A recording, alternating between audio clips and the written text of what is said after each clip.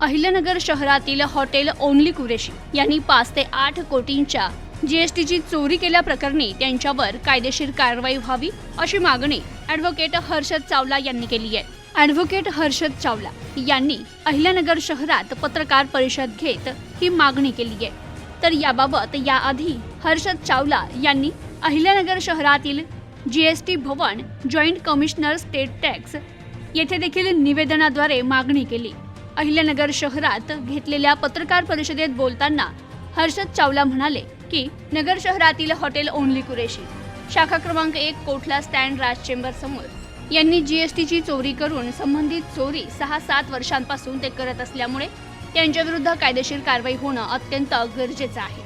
Hotel only कुरेशीचे मालकांनी मोठ्या रकमेच्या जीएसटी चोरी करून शासनाचा 5 ते 8 कोटींचा महसूल टॅक्स बुडवलेला असल्यामुळे त्यांच्या विरुद्ध कायदेशीर कारवाई होणं गरजेचं आहे।